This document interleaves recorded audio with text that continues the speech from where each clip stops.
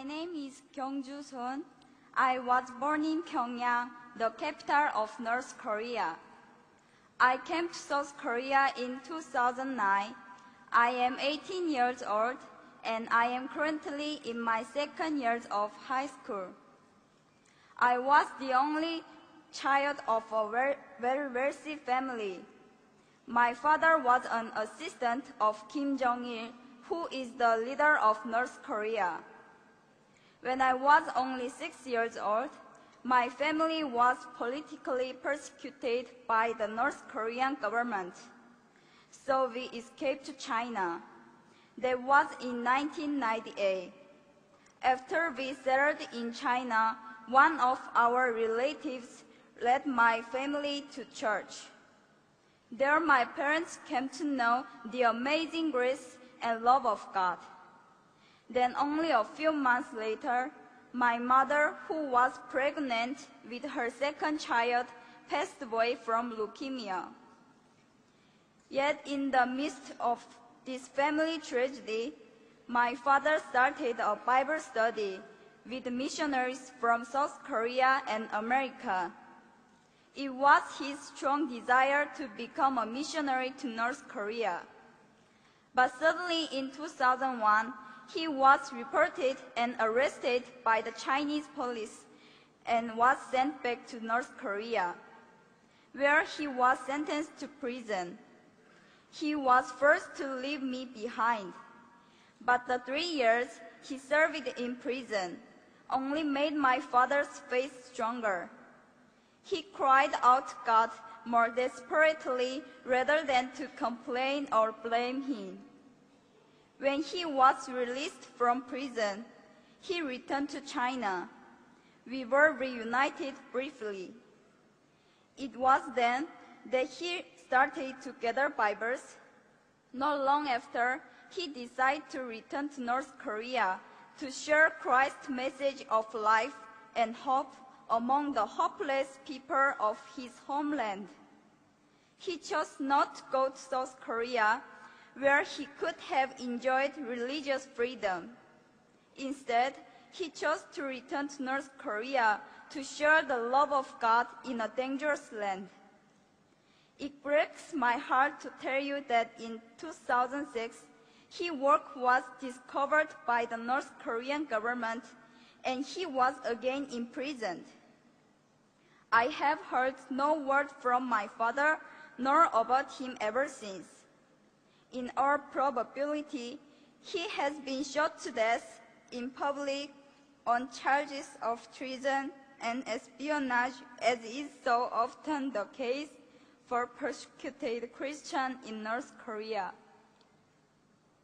When my father was arrested the first time in 2001 and was forced to leave me and return to North Korea, I was not yet a Christian. That's when I was adopted by a young Chinese pastor's family. They showed me great love and care. Through them, God protected me. But the pastor and his wife had to go to America in 2007. Shortly after that, I was given the opportunity to go to South Korea. It was while I was still in China, staying at the Korean consulate in Beijing, waiting to come to South Korea. Late one night, I saw Jesus in a dream. He had tears in his eyes. He walked towards me and said, "Kyungju, how much longer are you going to keep me waiting? Walk with me. Yes, you lost your earthly father, but I am your heavenly Father, and whatever has happened to you was because I love you." After I woke up from the dream, I kneeled and prayed to God for the first time. That night, I realized that God, my Father, loves and cares about me so very much that He sent His Son Jesus to die for me. I prayed, "God, here I am. I just lay down everything and give you my heart, my soul, my mind, and my strength. Please use me as you will." Now, God has placed deep in my heart a great love for North Korea. just as my father was used there for God's kingdom. I now desire to be obedient to God. I want to bring the love of Jesus to North Korea.